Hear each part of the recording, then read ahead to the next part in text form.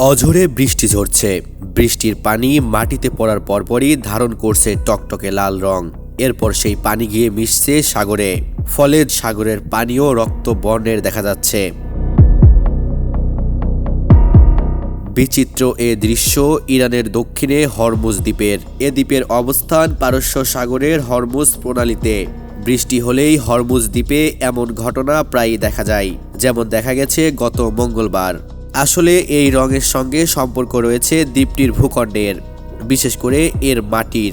স্থানীয় লোকজন এই মাটির নাম দিয়েছেন গোলাক। হরমুজের মাটিতে লোহা বা আয়রন অক্সাইডের পরিমাণ অত্যাধিক বেশি। বৃষ্টির পানি এই লোহার সঙ্গে মিশে লাল রং ধারণ করে।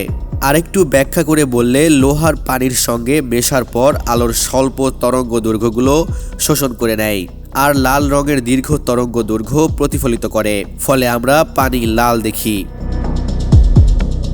হরমুজ দ্বীপটি ইরানের রাজধানী তেহরান থেকে ৬৭০ কিলোমিটার দক্ষিণে। এখানে বৃষ্টি সাধারণত বেশ কম হয়, শুধু শীতকাল ও বসন্তের শুরুতে বৃষ্টি দেখা মেলে। পর্যটকেরা অনেকেই এই বৃষ্টিকে ব্লাড রেইন বা রক্ত বৃষ্টি বলে থাকেন। তবে বৃষ্টির পানি কিন্তু মাটিতে পড়ার আগ পর্যন্ত স্বাভাবিক রঙেই থাকে। হরমুজের মাটি শিল্প কারখানায় এবং স্থানীয় সাংস্কৃতিক কাজেও ব্যবহার করা হয়। বিভিন্ন ধরনের রাসায়নিকের কারণে দ্বীপের মাটিতে লাল ছাড়াও হলুদ, কমলা ও বিভিন্ন রঙের ছাপ দেখা যায়।